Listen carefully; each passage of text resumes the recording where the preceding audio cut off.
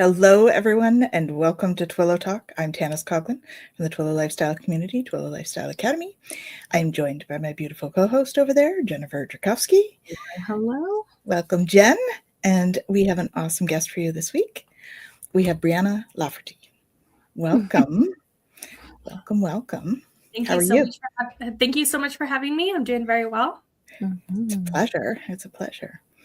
So let's take a look quickly at our little weathercast that we usually do, space weather and all that. Big hello to Nalani. Well, she's from Linwood, Washington. Welcome. Welcome, Nalani. And we're using a different space one this time. This is interesting. We can have you there as well. It's not my intention to kick you out of there, Brianna. So this is a new site I thought I would try out today. So we have the intensity is up at 68 today. So that's pretty high for the Schumann resonance. And you'll see here we've got some blackout stuff happening. So we've got a lot of surges of energy coming in here. There's another little blackout that we had yesterday. So we're all feeling that. We also had some pretty high KPI indexes over the last couple of days. So we're going to feel that in the body, right? And this particular site, which I thought was interesting. So they have this, which is one of the highest ones that was in March 20th. But this site I thought was interesting because it actually polls people in their community to see how they're feeling. So they've got fatigue, tinnitus, headaches. Some are feeling inner peace, neck pain, eye strain, and lack of drive. So very interesting that this is all happening for us because, of course, it is raising our vibration as the Earth's vibration raises. And so, yeah, that's what we've got for our space weather today. Avert your eyes, like one of our friends says. And Jen, would you like to give us the transits, please? Sure. So we're in the last couple of days of the gate 25, which I know I mentioned last week, so I won't go into a whole lot of detail about this one. But the gate 25 is moving us from the energy of the shadow of constriction to the siddhi, or the enlightened state of universal love through the gift of acceptance.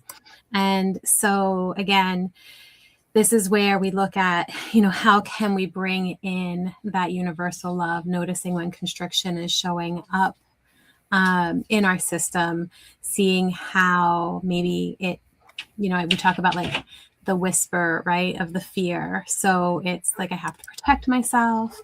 And we do that through either, emotional numbness or maybe a little bitterness, some cynicism can show up in this energy as well. And so recognizing, that desire that might show up of staying guarded so that we don't get hurt again, right? It's that kind of a thing. Whereas opening through acceptance helps us to really find peace in life's unpredictability, if you will, right? That ability to have compassion towards ourselves and others, trusting in the unfolding of things, knowing that not everything is always going to go as we want, but it is, as Tanis just said, happening for us, not to us. So being able to really shift that energy. And so we're in this gate until, let me just look at the dates again. Yeah, so we are here again until tomorrow. And then we shift into the gate 17 and we'll be in this gate until next Monday. So the gate 17 is the gate of the following. So this is the gate of opinions. The energy here is moving us from the shadow of opinion to the enlightened state of omniscience through the gift of farsightedness. So what that looks like from the shadow aspect, rigid thinking, attachment to being right. This is just how it is.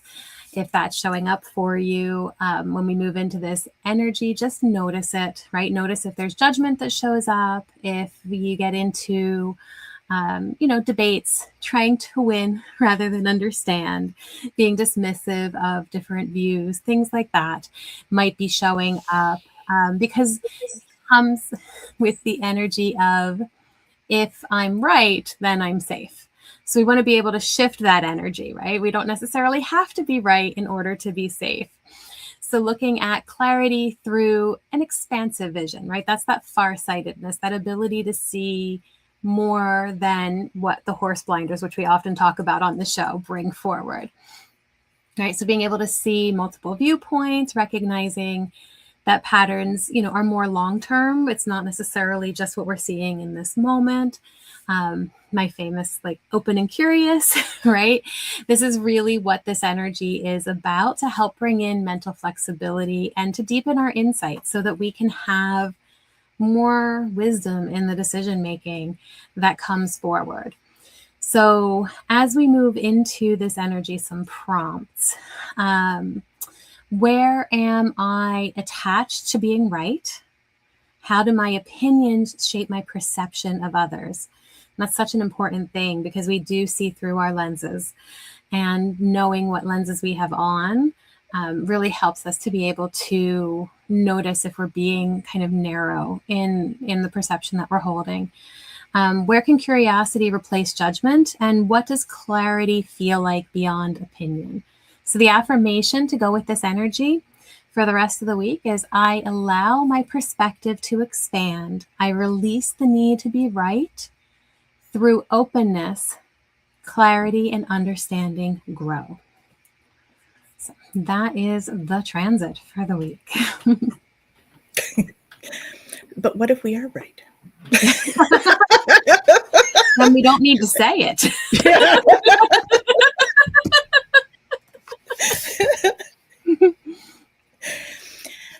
Big welcome and hello to Fogo Pogo. So Kaylee, welcome. Nolani's feeling exhausted. Mm-hmm. Yes. Very cool.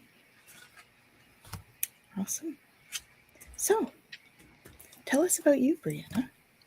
Yeah, well, thank you again for having me on here. I'm definitely feeling the exhaustion. My mom and I follow the Schumann residence pretty consistently, and we have both been just so wiped out, and just going with it and, letting our bodies rest, also trying some grounding. My neighbor laughed at me because I was walking around barefoot just a few minutes ago, and it's like, well, I like going barefoot. Unfortunately, most of our subdivision is gravel, so there's not too much earth I can actually sink my toes into, but it just feels really nice to be able to, go barefoot and, feel the earth, even if it's not the actual earth. So definitely feeling the residents, and my mom's been super tired. I've been super tired, and just, taking it easy and trying to treat our bodies in a good way and with healthy food and, plenty of water and rest. Definitely a lot of rest. So we're feeling that heavily. It's funny you mentioned, don't try to be right. My mom actually made me a little plaque that says, you can either agree with me or you could be wrong. But I very rarely have the need to be right anymore. So a little bit about me is, I had a near-death experience coming up in a month. It'll be 9 years. And that has given me a much broader, bigger perspective, and realize that our perceptions create our reality, and our reality creates our perceptions. So I feel like that fits in perfectly for the message of this week. And, just trying to be open-minded and, just experience and see where other people are coming from. Taking away your own personal biases, checking your bias is sometimes what it's called. And, I try to do that often, especially when I find myself judgmental. And I don't feel like there's a problem being judgmental if you understand why you're being judgmental. And it's something usually that you lack or you don't feel in yourself that you are putting onto others. And, others might be having a bad day, and you might just be like, oh, they're a piece of work, but they might just be having a bad day. You never know. So just trying to step back with those judgmental, biases that we all have, and trying to understand where they come from has really helped me in my own life in the last almost decade. And I really think that if you're judging somebody, you might want to figure out what it is within you that you're lacking. So that is kind of the thoughts I had on the whole week. But like I said, I'm an NDEer. I had a near-death experience about 9 years ago. I flatlined for 8 minutes, and it drastically changed my life for the better, of course. It did take me a little while to get used to being human again with all my new knowledge and experiences and feelings and abilities. But now I'm embracing them, and I realize that a lot of people are scared of death and dying, where they really, I think that's the basis of all our fears. If you're scared of spiders, you're scared it's going to bite you and you're going to die. Fear of heights, you're going to fall, you're going to die. A lot of our fears are based in death. Even the fear of not being loved, or the fear, like any fear you have, it's like, oh, am I not going to make an impact? Is no one going to remember me when I die?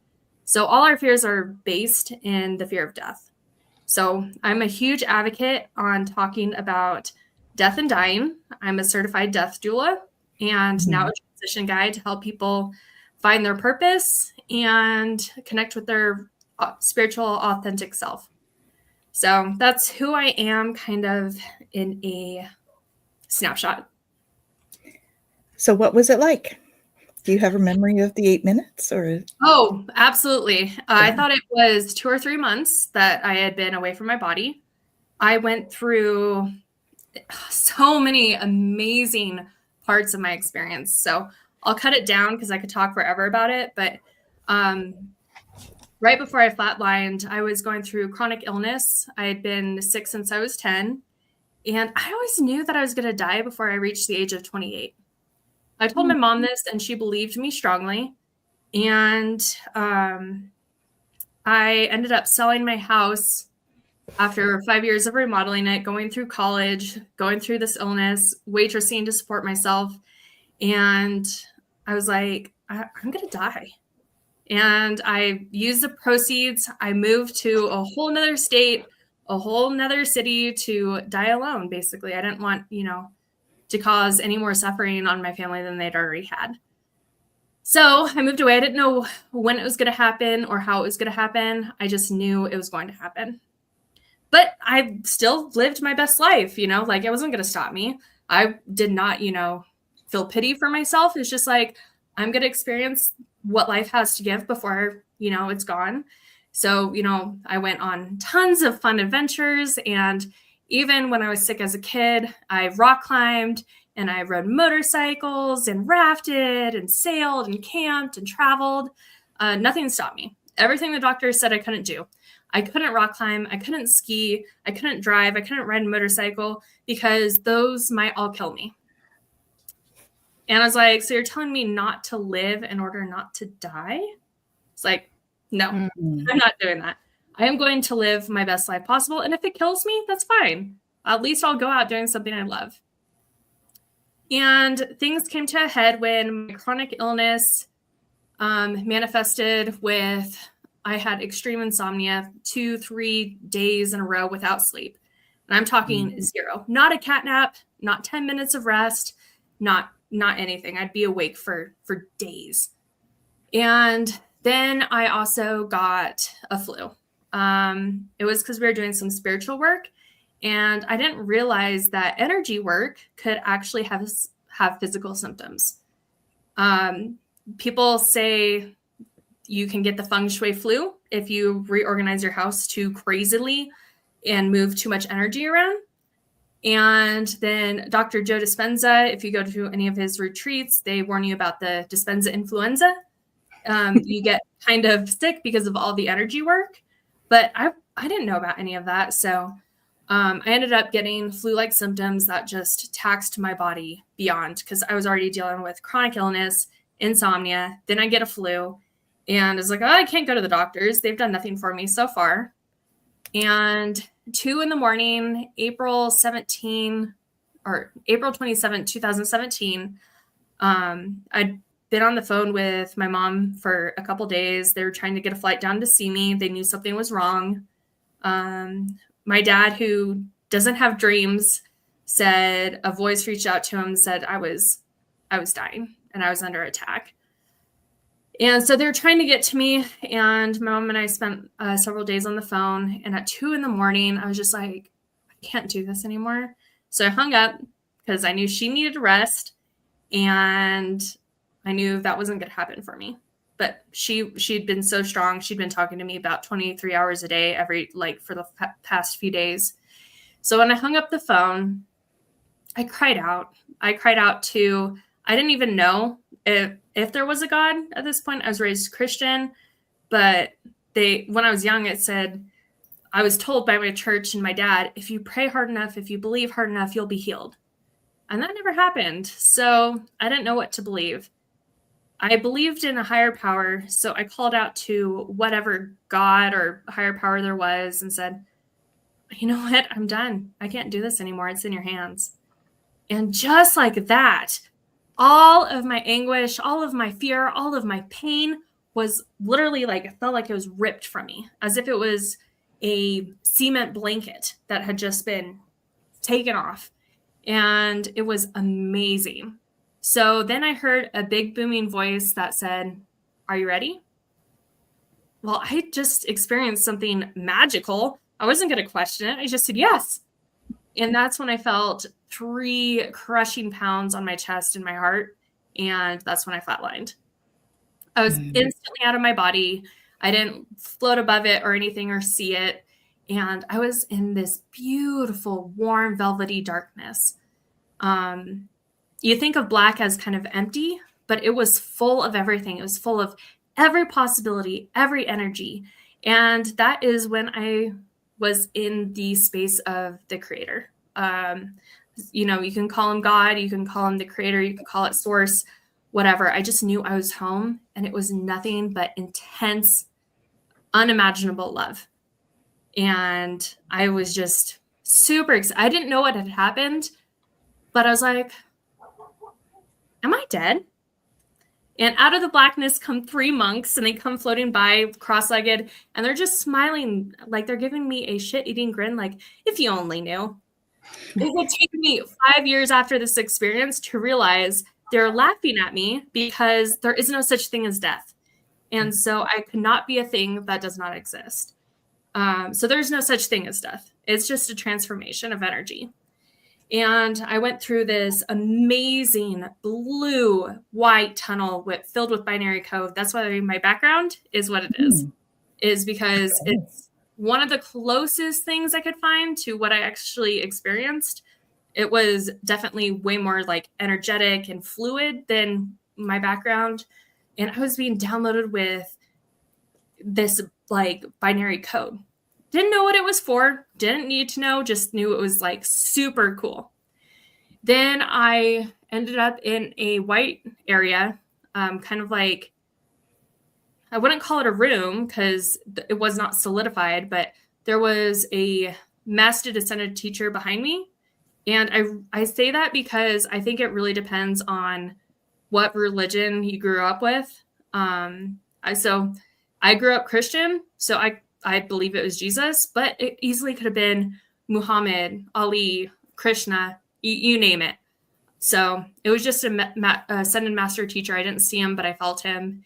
And in front of me, there was a pile of numbers. And I threw my hands up with these numbers in the air, said, no wonder you love creating, because I realized the universe was created in math. And I was not a math nerd. I was good at math, but it was just so exciting to know the behind the scenes nature of our reality. And after that, I moved into a place with other beings. It was kind of reminiscent of Earth. There were buildings, roadways, utility poles, stuff like that. And I say beings because I have no idea if they were ever human.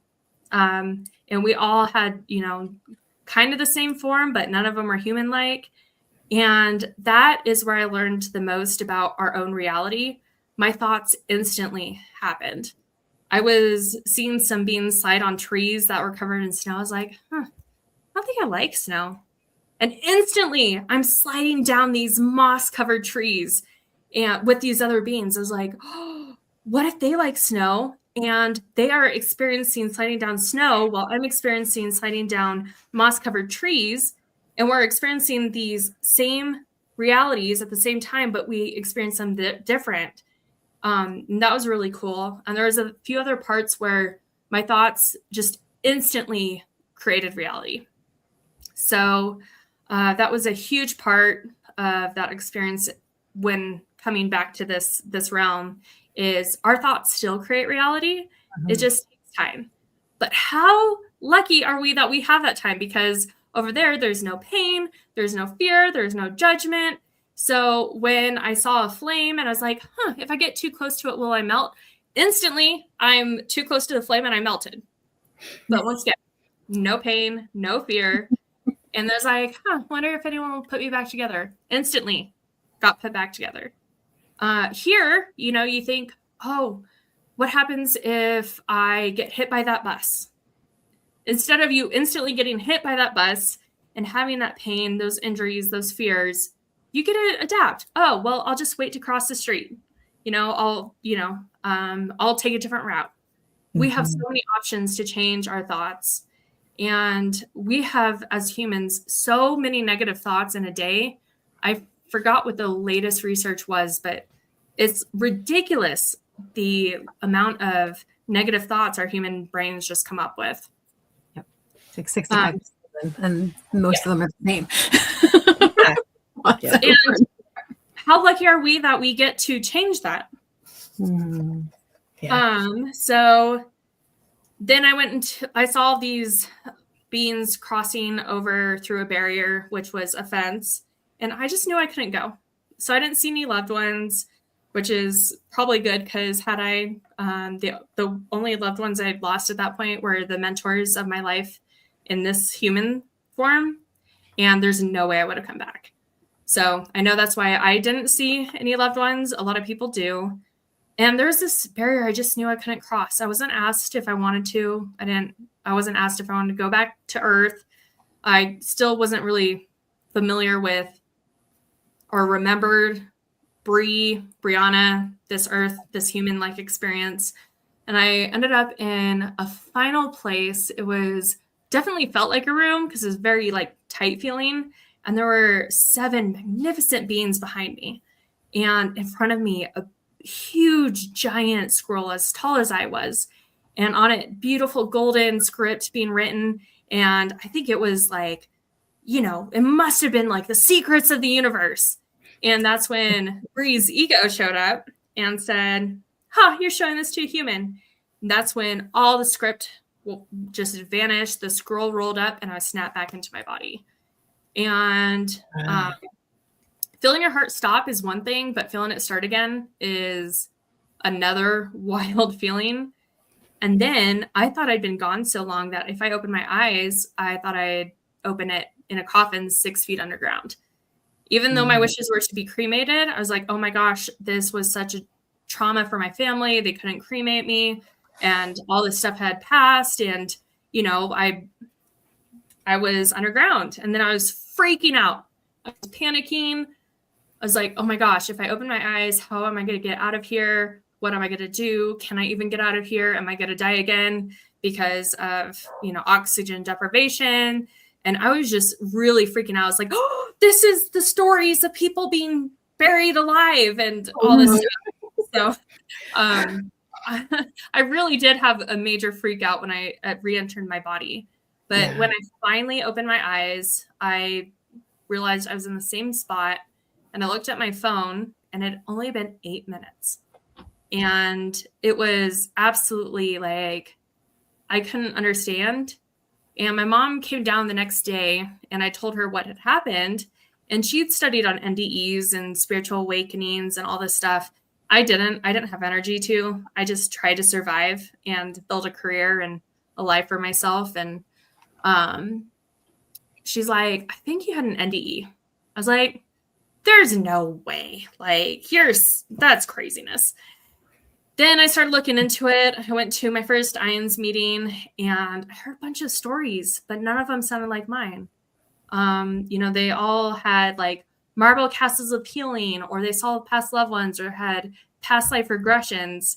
And then I went on a mission. I researched religions crazy, cultures like crazy, NDEs like crazy, just to see what made sense. And for the longest time, I was like, I don't know what happened, but I've had hallucinations in the past, nothing like it. I've had dreams in the past, nothing like it. Sometimes I can remember a dream for a day or two, but the fact I remember every single moment of my experience almost 9 years later, and it was only 8 minutes, was like, that's not enough for REM sleep, where you dream. Yeah. And then I've had hallucinations, very different, and it felt more real than this life here. So it wasn't until 2019 when I heard Eben Alexander tell his story, an atheistic neurosurgeon that had, I think, encephalitis or meningitis or something, the bacterial kind, and he had no brain waves. A lot of people are like, oh, it's just your brain dying, and you go through, your brain releases a lot of endorphins.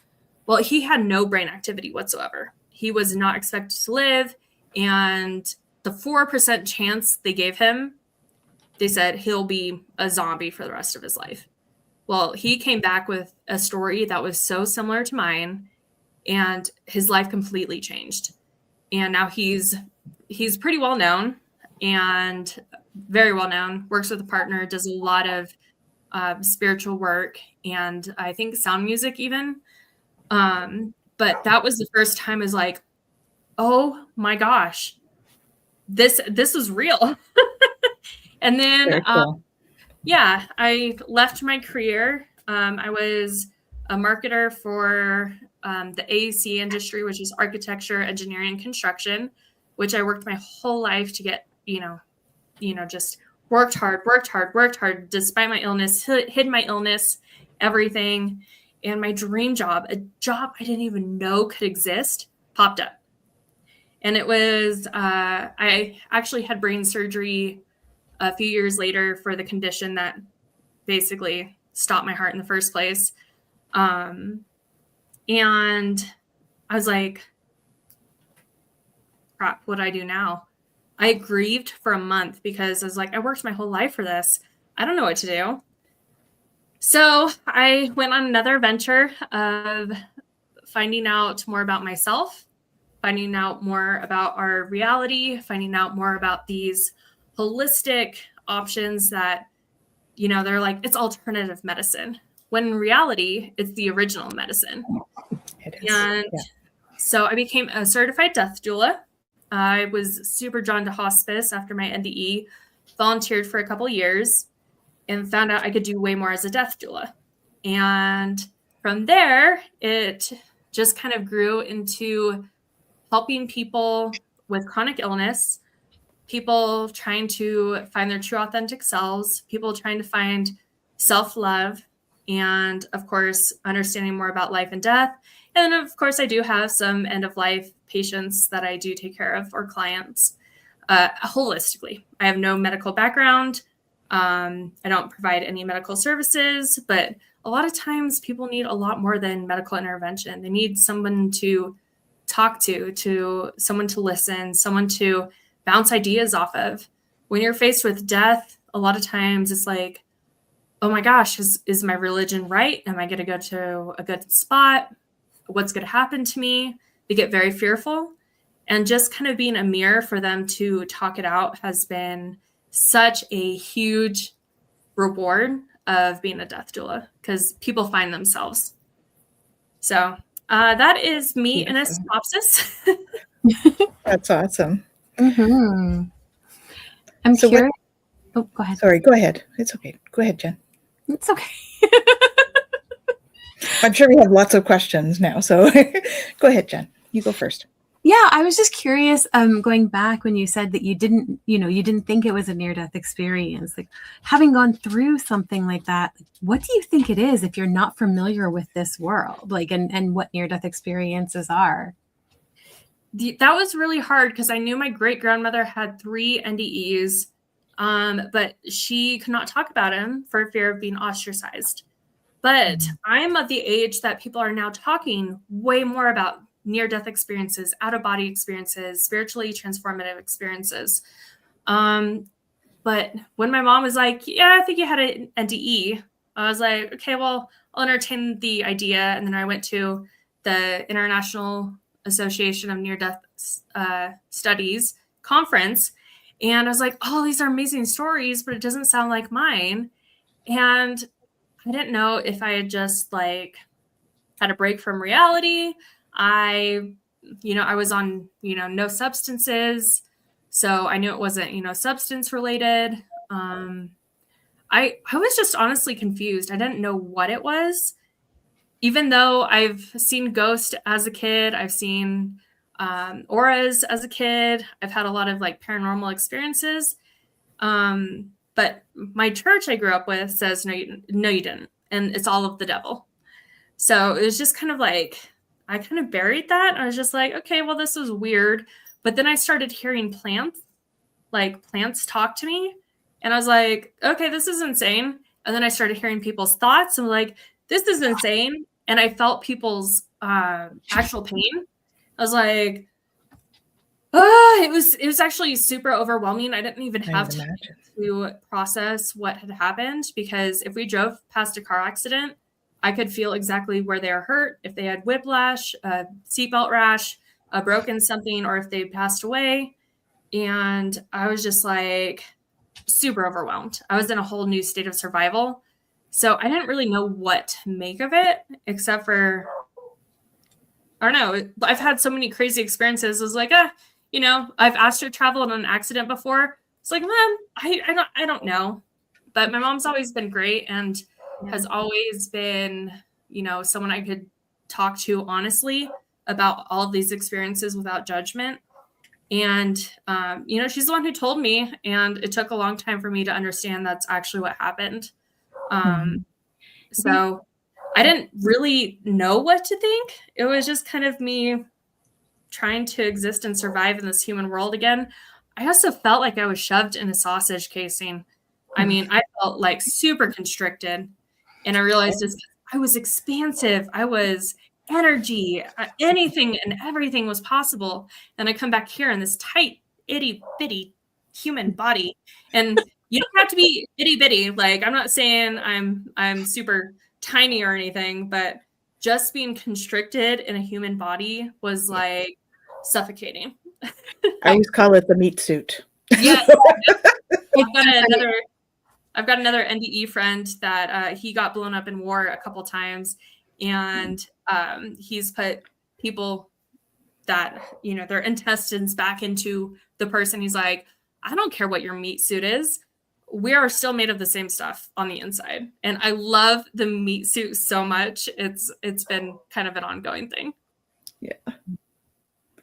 It's kind of fun. So so you mentioned that you can hear plants and all of that sort of thing. So what other things did you notice? Have you noticed since? Like, has it changed as you over the years? Or what sort of things are change gears really quick? Yeah.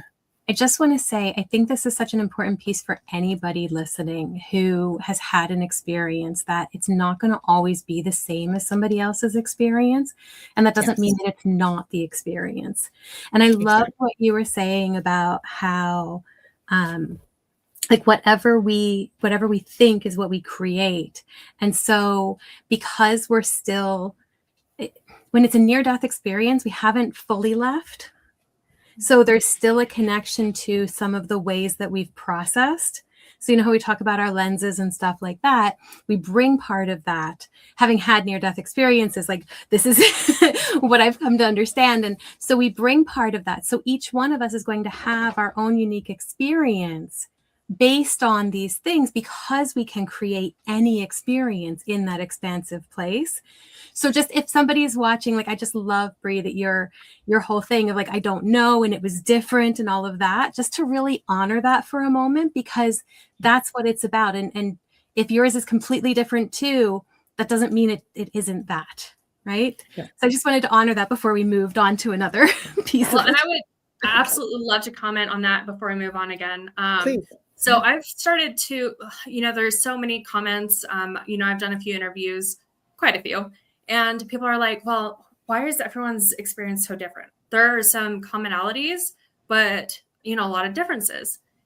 My solution to that, or my idea of it, is, okay, you and your significant go to a dinner party at your friend's, or even a stranger's. Anyways, you and your significant other go to a dinner party. And, you're in the same environment. You have music playing, the host is talking, the food, is served the same. And you guys get home. And you're just like, oh my gosh, that was amazing. I connected with them. I love their stories. The music was, totally the vibe. The food was amazing. And your partner is like, oh my gosh, the host could not shut up. The music was too loud. And the food they should have done something different.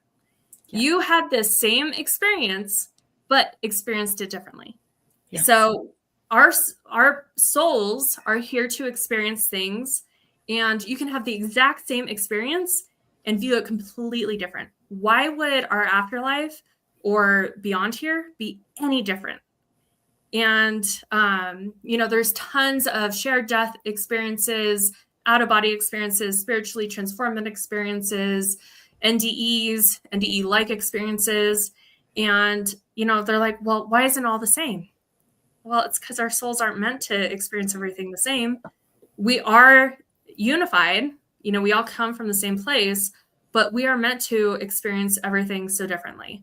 And so that is the best way I can relate it to something here on earth that has definitely happened in my own life. Like, one person has a blast and the other person hates it, and you have the same experience. It was the same, atmosphere, same food, same people, everything, and yet you have completely different views of it, which is why I go back to saying your perception creates reality and your reality creates perception. So kind of that juggle. Well, and the interesting thing also that came, sorry, go ahead. Did you have more? I was going to ask you what your question was next. It's something else has come forward for me, actually. So when you were talking about that, and we were talking about religion and how, people think they're going somewhere not good, that would be a perception that they're taking with them into death, then, isn't it? So their whole experience would be colored by that perception, I would imagine. Yeah, so I'm actually part of a group called Distressing Near-Death Experiences. My near-death experience was not distressing, but everything leading up to it very much was. And I love to give a shout out to Kathy McDaniel, because she was raised Catholic, and a lot of Catholicism scares the life out of you. My grandma and great-grandmother were also Catholic, and they had, these revivals that would just be like, you're going to hell, you're going to hell, you're going to hell. Well, Kathy had gone to a hellish place that had many different, places like I had. But because she was so absolutely sure she was going to hell, her consciousness created her own hell. And so she's got an amazing story, and I love referring to her because not all NDEs are beautiful and light. A lot of them can be really distressing, but it's because of, your perception creates reality and your reality creates perception. And so the fact that you think you're going to go to hell before you die, and you end up going to hell or a hellish place, is absolutely real. But the thing is, at least in Christian and Catholicism, is it's eternity. I'd love to say that there is no time beyond our human construct. Time is a human construct. So therefore, even if you end up in a hellish place, it cannot be eternal, because eternity doesn't exist. Eternity is a time-based concept. So a ton of people that have been in hellish places have been able to get out just by realizing, wait a minute, this isn't right. This isn't where I belong. And, there's several ways people get out. Unfortunately, some people come back to life before they're able to understand that, and it provides them like extra fear of death. But there is no such thing as eternal eternity, eternal damnation, because that is a time-based concept that only exists here. So another thing I love about being a death doula is being a mirror. People who are like, they lost their faith, they lost their religion, they left their religion, and now they're confronting death, and they're like, oh my gosh, am I going to hell? And we just talk. We kind of talk through it. I'm mostly just a mirror for them to talk through it for themselves.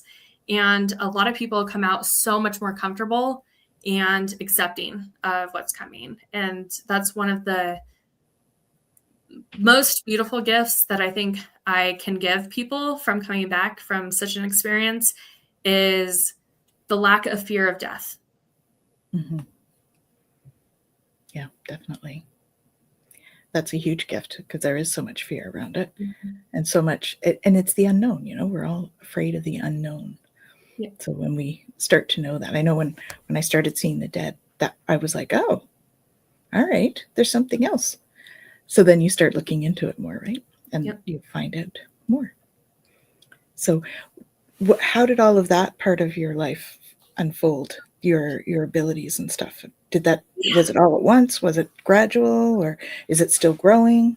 It was all at once, and it was super overwhelming. The reading minds or hearing people's thoughts was kind of cool until I was in a restaurant with my mom, and I heard the most horrific thoughts from somebody in the restaurant, and it really freaked me out. So just like when auras freaked me out when I was a kid, I loved them until I saw a guest pastor speak at our church that had a really nasty one. Then I shut it down, and I still haven't been able to fully get that gift back. I shut down most of the mind reading, but now it comes back in spurts, especially with my fiance, which is really fun. Or close family members. I'm able to kind of have the shield or let it open up if I'm comfortable. Another thing that I shut down really hard was being a medical intuitive, which I felt the actual pain. I have now learned how to channel that into not actually feeling it in my body, but getting the information I need to be able to help people, especially with, chronic illness that they, can't get diagnosed or they don't know how to heal and all that stuff. So I've been able to transition the medical intuitiveness in a helpful way and not a hurtful way for myself. And then I, about a year and a half ago, opened up as a psychic medium. And it was at a Thanksgiving party. My sister and her boyfriend at the time, which they're now engaged, they invited me to their family's Thanksgiving. I knew no one, and except for my sister and her fiance. That's all I knew. And I go into this house. It's warm. It's vibrant. It's lovely. And all of a sudden, this lady is just bugging the crap out of me. And I see her sitting at a table just playing cards, and she's like just talking. She's like, you need to talk to this person and this person and this person. So I was like, I don't know what to do, but she won't shut up. So I went and talked to one person, and I was like, do you know so-and-so? They're like, yeah, why? I'm like, she has a message for you. And so I started talking to him, and then he's like, bringing other family members over. And then all of a sudden I have a crowd of 5, and she's just talking and talking. She's like, and you need to go talk to this person. I was like, if you guys, can you please go get these people? She won't stop. And I describe what she looks like and what she's doing. And she apparently loved playing cards. And she died 2 or 3 years ago, the day before Thanksgiving. And Thanksgiving was her favorite holiday. Then at the end of the night, I see a picture of her on the fridge, and I freak out. I'm used to seeing ghosts and auras and astro traveling and this NDE, and being a medical intuitive, but I have never had the psychic mediumship come in so strongly. She bugged me for 2 or 3 hours, and until I talked to absolutely everybody, and people were crying and thanking me and just so appreciative. I'm like, what the heck is going on? So things still are developing, and a lot of my clients come to me, and I could connect with either their higher selves or their guides or both, with permission. And, they kind of give me some guidance into what they need and how to pursue what they want to pursue, how to heal what they need to heal. There's so many amazing ways for our bodies to heal, but it's not a one call solution. So, anyone that says this is the only right way is so wrong, because there are so many right ways. So I connect with people and their higher selves and their guides and their angels, and they tell me what to tell them on how to heal or how to pursue their higher purpose and all this stuff. And that has been such a huge blessing. It's my favorite part of being alive, is being able to actually help people and help people with, guidance from the other side. Well, and I found being a medium, when people cross over and we can see them on the other side, it's very reassuring. So I'm sure being a death doula, it must be fascinating, right? You see them before and then again after. Yeah, absolutely. And I just helped my fiance's grandma pass, and, helped with the family stuff. And I asked her to come bug me because she kind of knew a little bit. And, she's already halfway on the other side. And so I was like, please come bug me. And she's like, I'm not going to bug you. Like, you're going to be busy. I was like, honestly, I'm open anytime. So she passed last June, I believe, June-ish, May, maybe, I don't know. And she just very recently showed up, but she didn't have much to say. And I was like, some people just go and start healing, from this human life. They go and have fun. And, there's a few people I've asked to show up that haven't. And then people I don't even know show up. So, it's just like, on the other side, I wouldn't want to come back and talk to us, honestly. There's way more fun things to do over there. I had so much fun while I was over there. I tried to learn how to fly. I was dancing in groups, and we all talked without communicating. And it was just full of pure curiosity, joy, and love.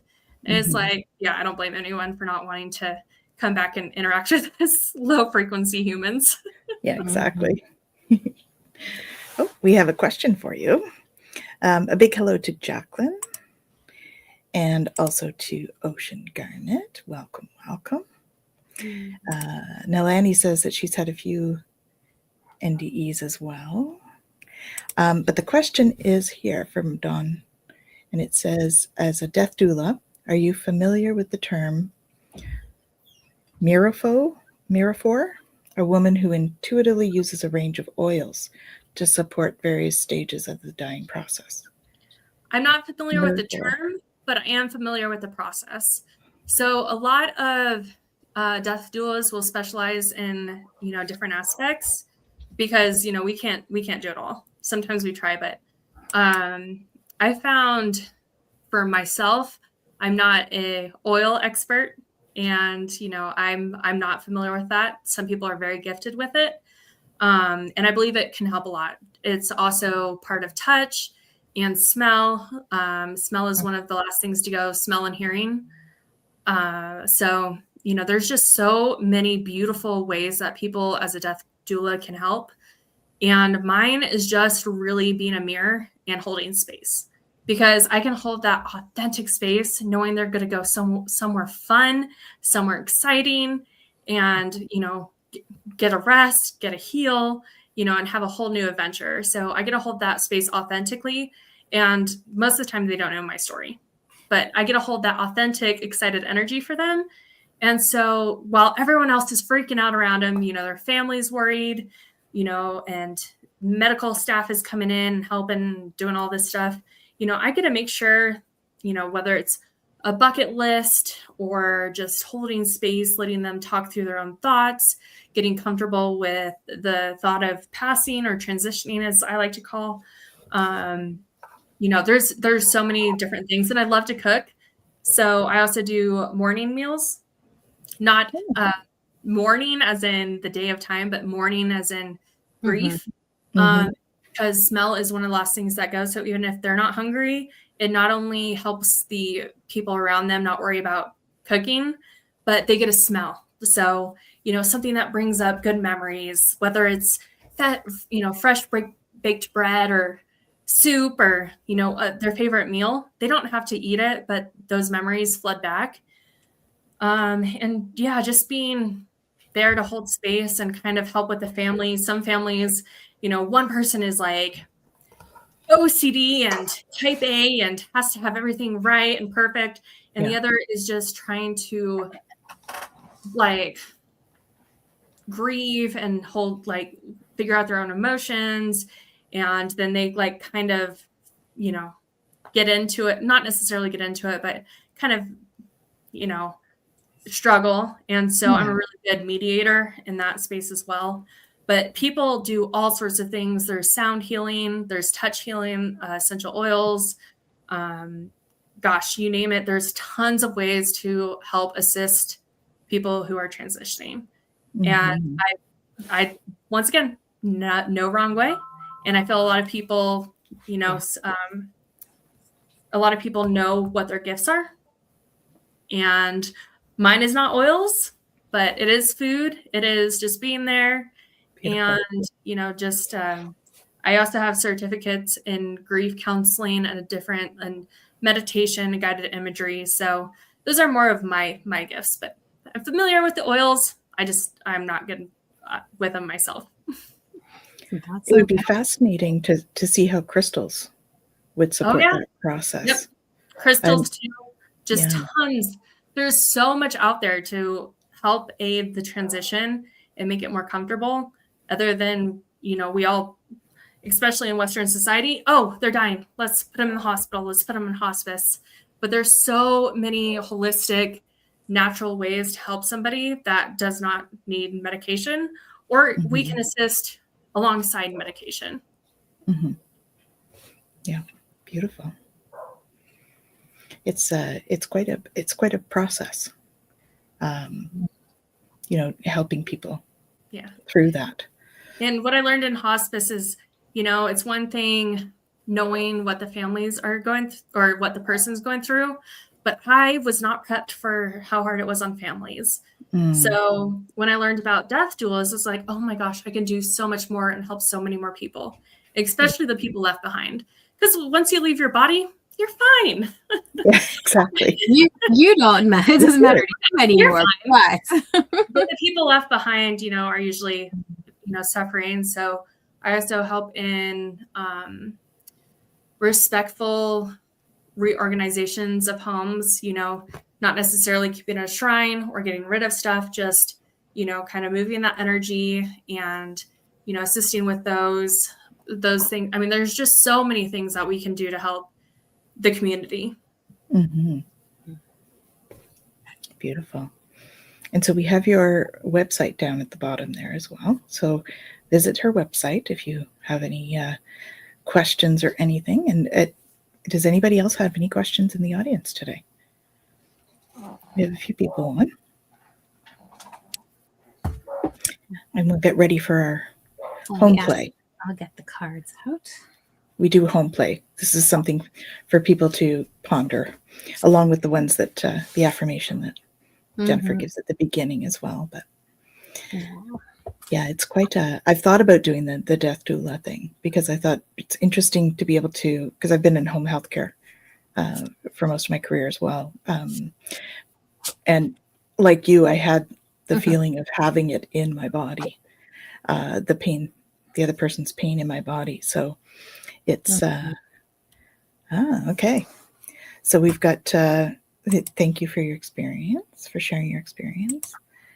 And Kaylee says, honestly, just loving listening and processing all the information.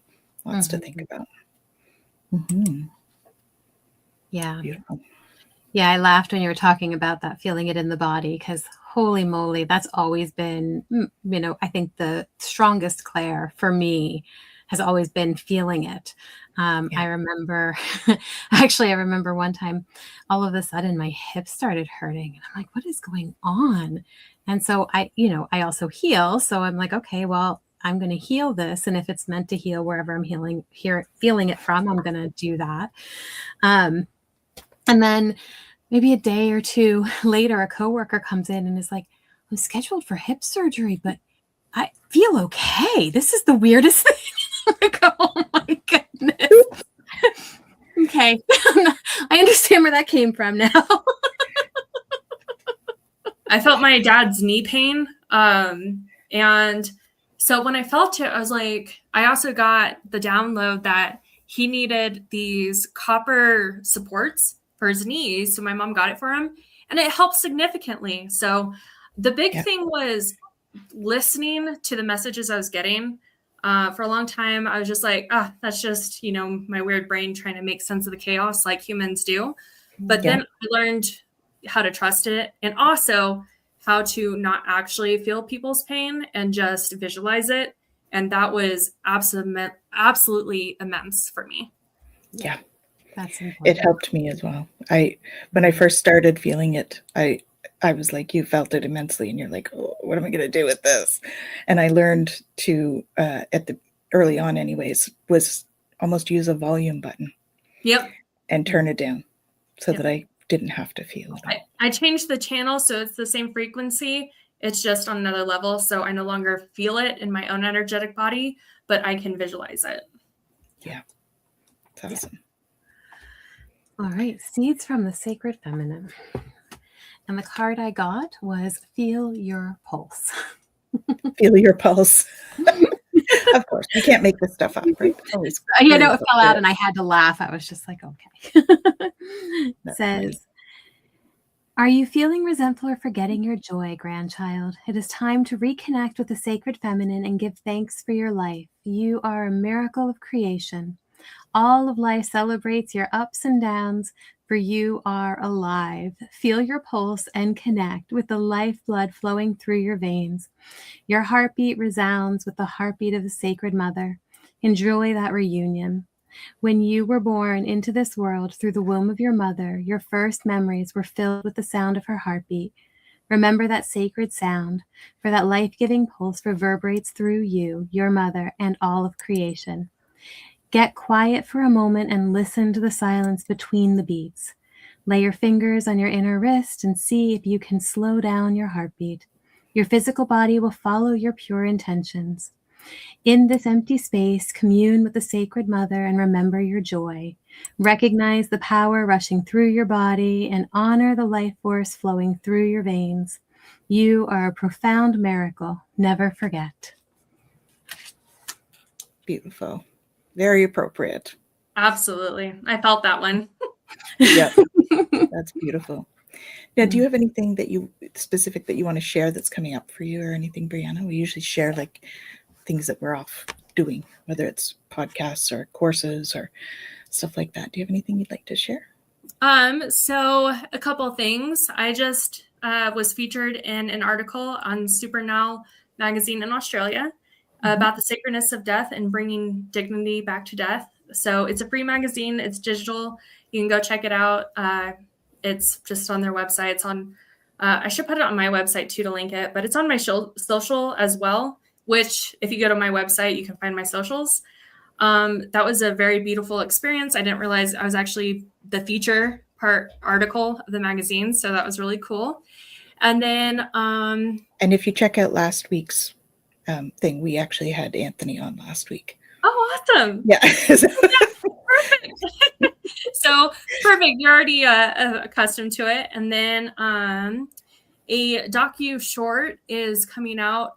We're submitting it to film festivals and we're pitching it to some networks, but it's a little bit about my NDE, the producer's own out-of-body experience, NDE-like experience that he'd struggled with for 40 years. Another NDEer who was declared dead on the scene in a car crash. And then Danny Gonzalez, who is kind of famous on TikTok for his spiritual views. So hopefully that'll be coming out soon. Awesome.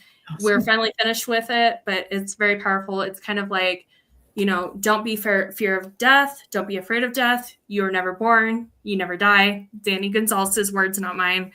But just like, we're here to tell you that we're here to experience, and we're here to experience the good, the bad, the ugly, the great. And I love to say that, people who are suffering, how lucky are we that we get to love so hard, that we get to grieve so hard, and also just we get to experience all this stuff that doesn't exist on the other side. The pain, the fear, the suffering, the trauma, we get to experience it. So it's kind And of we what get to taste chocolate. yeah, exactly. So we get all the flavors. Yes, Yeah. exactly. Beautiful. Jen, what have you got going on? I actually have tomorrow, Tuesday at 2:00 Eastern.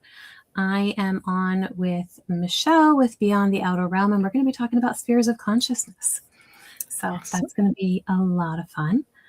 So I hopefully will simulcast. So if you guys are like and subscribed, then we should be good to go in terms of catching it. Beautiful. And we have an info session tomorrow night for our year-long yoga teacher training. So please join us for that if you have the inclination that you might want to enrich your practice and bring it through in a more well-rounded way. Just because it's teacher training doesn't mean you have to teach. It's often just about enriching your own personal practice. So come and join us for that. And yeah, I think that's it for me for this week. And then we have Twillow Talk next week. So stay tuned for lots of other content that will be arriving shortly. We've been posting new courses on the site, so twillowlifestyle.ca, go take a look. We've got a channeling course and some Reiki and some other yoga stuff and more to come. So it was such a pleasure having you on it, Brianna. Thank you so much for joining us and telling us your story and sharing all of that. Thank you. Thank you so much for having me. I really appreciate it. Absolutely. So from all of us to all of you, we're wishing you tons of love, and we will see you soon. Take care.